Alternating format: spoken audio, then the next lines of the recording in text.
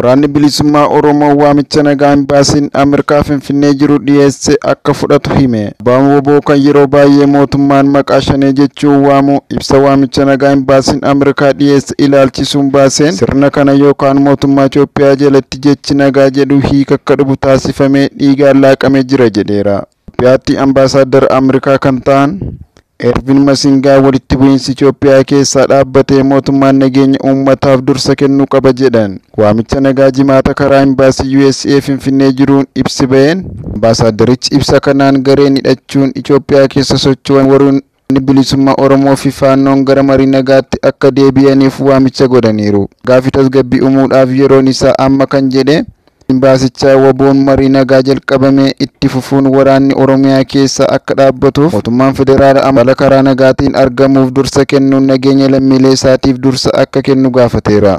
WBO ibsa marii kana irratti hundaa'uun baaseen akka jaarmiyaan nagaa dhugaa barbaaduu fi wareegama qaqqaalii baasetti waamicha imbaasii Ameerikaa nageenya waaraa biyyattii keessatti akka dhufu taasisee ija gaariin ilaalla jedhe. Kaayyoo naga qabeessaa fi dhugoomuu danda'u qabaachuun gara marii nagaatti dhufuu qabus jedheera. Mootummaan federaalaa Itoophiyaa rakkoo nageenya biyya keessaa jiru karaa nagaatiin akka furamu irra deddeebiin yeroo dubbatu ni dhaga'ama. Kanarra darbees koomishiniin marii nagaa akka biyyaatti dhimma kana irratti hojjetu hundeesseera. Rakkoo jiru karaa nagaa furuudhaaf abbaan WBO fi mootummaan federaalaa gidduutti kanaan dura USC dabalatee bakka qaamoleen sadaffaan jiranitti mariin Taanzaaniyaatti geggeeffamuun isaanii yaadatama.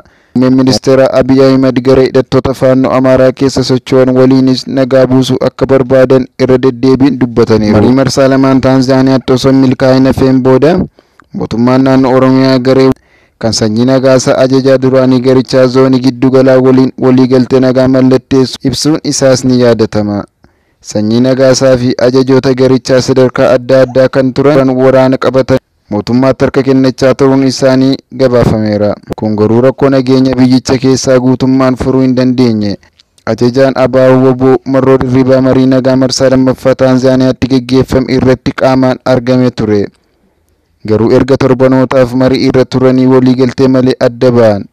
Ergasii mariin marsaa sadaffaa ni geggeeffama kan jedhu odeeffannoon baheen jiru.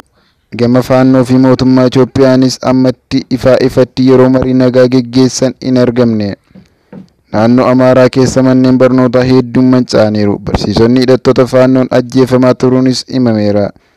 Mootummaan Itoophiyaa TPLF waliin erga nagaa buusee garee naannoo Oromiyaa keessa socho'u WBO fi naannoo Amaaraa keessa faannoo waliin waliigaltee irra gahuu hin dandeenye.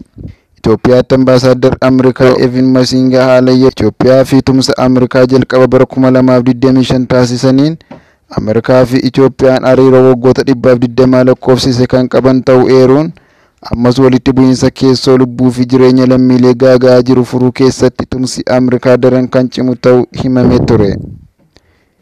Itoophiyaan walitti bu'iinsa balaafamaa lubbuu fi jireenya uummata ishee gaaga'u keessaa akka baatuuf deeggarsa itti fufti jedhan ambaasaadarichi.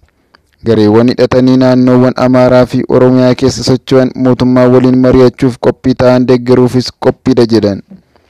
Gaanfa Afrikaatti ergama addaa US kan turan Mike Hammer marii mootummaan Itoophiyaa fi WBO mijeessuun deeggarsa kennaa turan.